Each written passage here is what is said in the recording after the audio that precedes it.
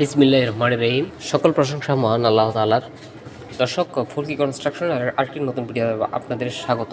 তো আজ আপনাদের সামনে যে বাড়ির ভিডিওটি নিয়ে হাজির হয়েছি, তো পূর্বে আমি আরেকটি বাড়ির ভিডিও এটার মধ্যে করেছিলাম। তো দুই রুম বিশিষ্ট বিল্ডিংয়ের মধ্যে আপনার 4 রুম কীভাবে করবেন এবং আরসিসি পিলার করে আপনার সামনে এবং পিছে বারান্দায় কীভাবে আপনারা ছাদ করবেন, অর্থাৎ এই যে মেইন ঘর রয়েছে, মেইন ঘরে কীভাবে ছাদ করবেন শুধু ইট দিয়ে, আরসিসি পিলার দিয়ে। তো এই বাড়িটার মধ্যে কিন্তু আপনার আরসিসি পিলার দিয়ে করা হয়েছে। এখানে প্রতিটা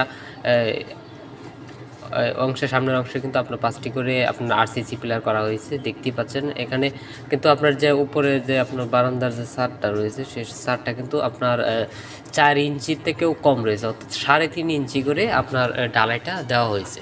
এবং এখানে রড ইউজ করা হয়েছে আপনার 4 সুতা রড দিয়ে করা হয়েছে, যেটা এই ঘরে ব্যবহার করেছে আমি সেটাই আপনাদেরকে বলছি।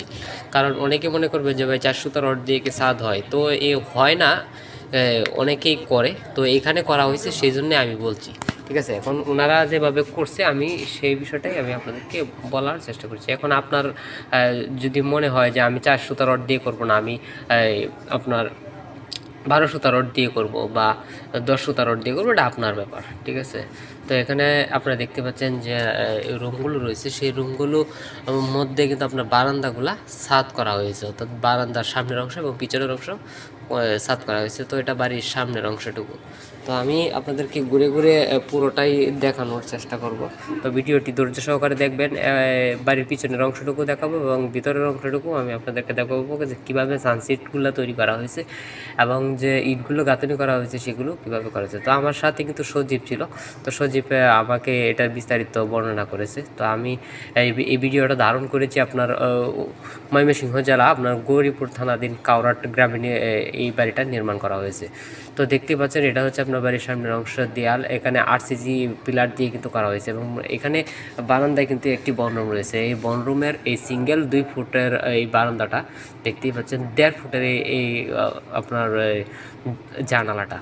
তো এখানে আপনার যে রুমগুলো রয়েছে সেই রুমগুলোর ভিতরে আমি ঢুকবো।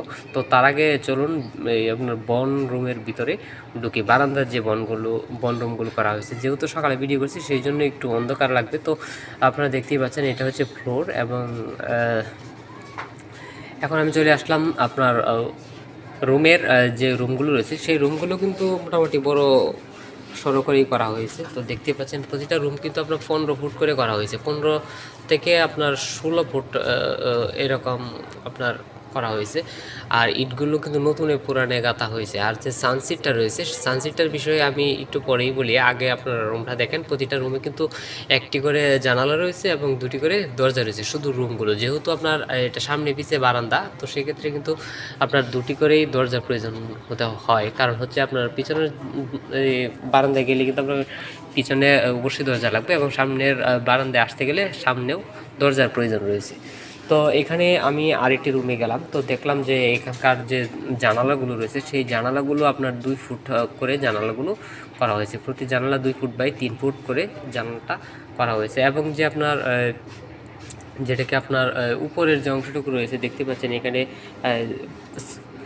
6 কাতার ইট গাঁথা হয়েছে এবং যে সানসিটটা রয়েছে, আমরা যে আপনার সানসিটটা এই যা অনেকে সানসিট করে তাকে আপনার 2.5 ইঞ্চি করে, 2 ইঞ্চি করে বা 3 ইঞ্চি করে। তো এখানে কিন্তু সানসিট আপনার পুরোপুরি 2 ইঞ্চি, সর্বোচ্চ 2 ইঞ্চি থেকে 2.5 ইঞ্চি হতে পারে এই সানসিটটা। আপনার এখানে 2 ইঞ্চি করা হয়েছে, ঠিক আছে। আমি 2.5 ইঞ্চি এই জন্যে বলছি যে প্লাস্টার করার পরে কিন্তু আপনার 2.5 1.5 হতে পারে।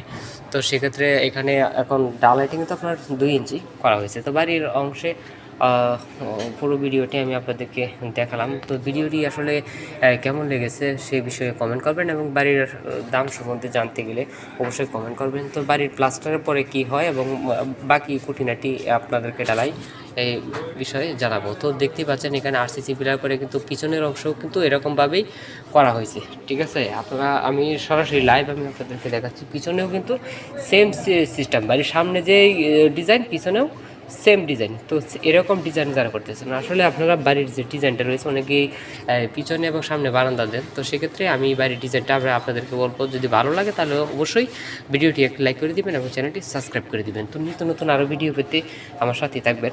আর আরেকটি কথা বলছি যে বাড়িটির দাম সম্বন্ধে জানতে হলে অবশ্যই কমেন্ট করবেন এবং কত স্কোয়ার ফুট সেটা জানতে হলে অবশ্যই কমেন্ট করবেন। তো এখানে দেখতে পাচ্ছেন বারান্দায় কিন্তু আপনার সিঙ্গেল একটি জানালা রয়েছে এবং বাকিটা গ্রিলের জন্য রাখা হয়েছে, সামনে একটি গ্রিল দরজা রয়েছে এবং মেন রুমে ঢোকার জন্য দুই রুমে দুইটি না, এখানে কিন্তু এক রুমে এদিকে আপনার বারান্দায় এক রুমে একটি দরজা রয়েছে এবং সামনে কিন্তু দুটি দরজা রয়েছে এবং এখানে একটি রুমে আপনার দুটি জানালা রয়েছে, আরেকটি রুমে একটি জানালা রয়েছে।